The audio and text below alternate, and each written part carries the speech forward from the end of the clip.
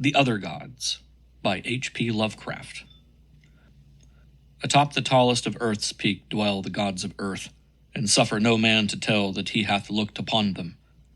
Lesser peaks they once inhabited, but ever the men from the plains would scale the slopes of rock and snow, driving the gods to higher and higher mountains, till now only the last remains. When they left their older peaks, they took with them all signs of themselves, save once, it is said, when they left a carven image on the face of the mountain which they called Ngranek.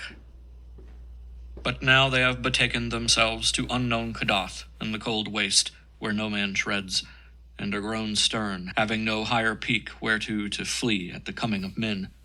They are grown stern, and where once they suffered men to displace them, they now forbid men to come, or coming to depart. It is well for men that they know not of Kadath and the cold waste, else they would seek injudiciously to scale it. Sometimes when earth's gods are homesick, they visit in the still night the peaks where once they dwelt, and weep softly as they try to play in the olden way on remembered slopes. Men have felt the tears of the gods on white-capped Thurai, though they have thought it rain, and have heard the sighs of the gods in the plaintive dawn winds of Lyrion. In cloud ships the gods are wont to travel, and wise cotters have legends that keep them from certain high peaks at night, when it is cloudy, for the gods are not lenient as of old. In Ulthar, which lies beyond the river Sky, once dwelt an old man avid to behold the gods of earth, a man deeply learned in the 7 cryptical books of earth, and familiar with the narcotic manuscripts of distant and frozen Lomar. His name was Barzai the Wise, and the villagers tell of how he went up a mountain on the night of the strange eclipse. Barzai knew so much of the gods that he could tell of their comings and goings, and guessed so many of their secrets that he was deemed half a god himself.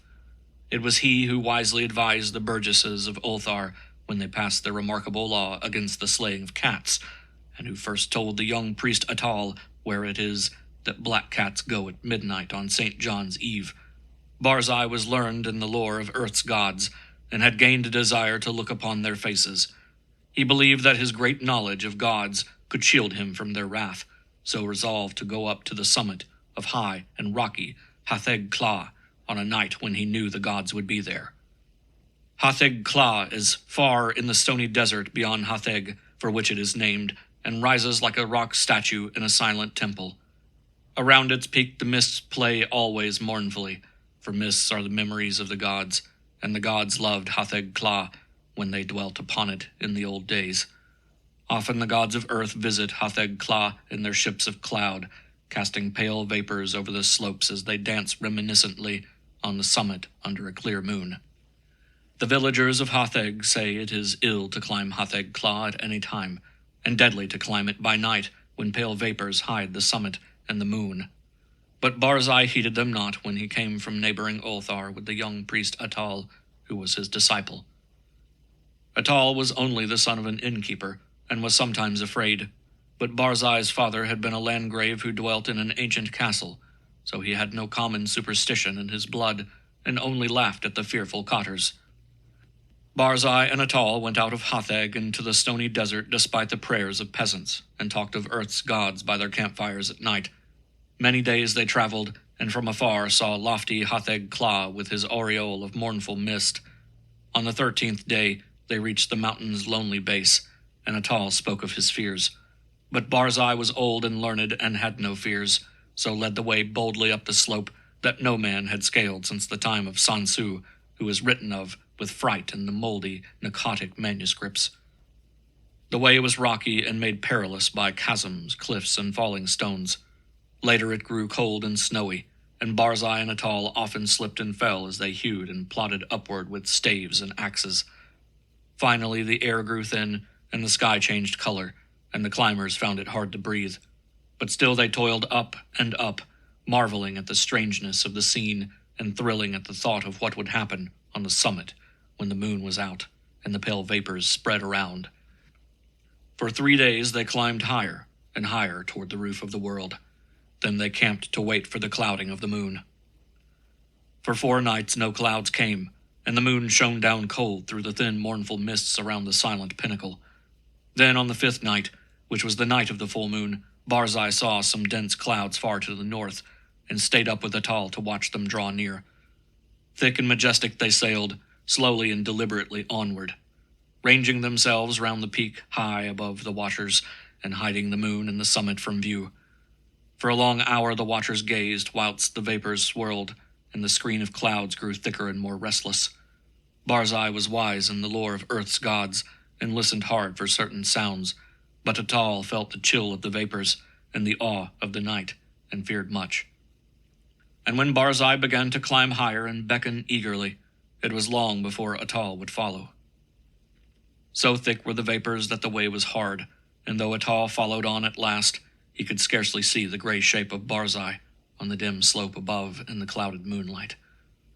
Barzai forged very far ahead, and seemed, despite his age, to climb more easily than Atop, fearing not the steepness that began to grow too great for any save a strong and dauntless man, nor pausing at wide black chasms that Atop could scarcely leap.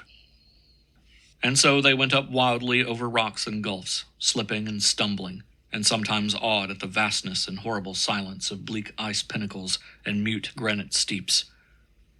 Very suddenly Barzai went out of Atol's sight, scaling a hideous cliff that seemed to bulge outward and block the path for any climber not inspired of Earth's gods. Atop was far below, and planning what he should do when he reached the place, when curiously he noticed that the light had grown strong, as if the cloudless peak and moonlit meeting place of the gods were very near. And as he scrambled on toward the bulging cliff and litten sky, he felt fears more shocking than any he had known before. Then, through the high mists, he heard the voice of unseen Barzai, shouting wildly in delight. "I have heard the gods! I have heard Earth's gods singing in revelry on Hotheg Kla. The voices of Earth's gods are known to Barzai the prophet.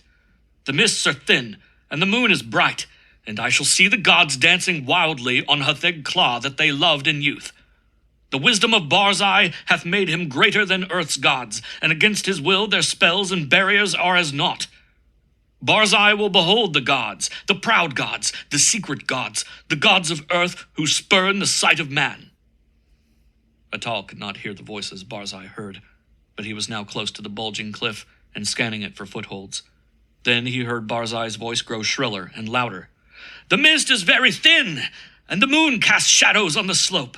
The voice of Earth's gods art high and wild, and they fear the coming of Barzai the wise, who is greater than they. The moon's light flickers as Earth's gods dance against it. I shall see the dancing forms of the gods that leap and howl in the moonlight. The light is dimmer, and the gods are afraid." While Barzai was shouting these things, Atop felt a spectral change in all the air, as if the laws of Earth were bowing to greater laws.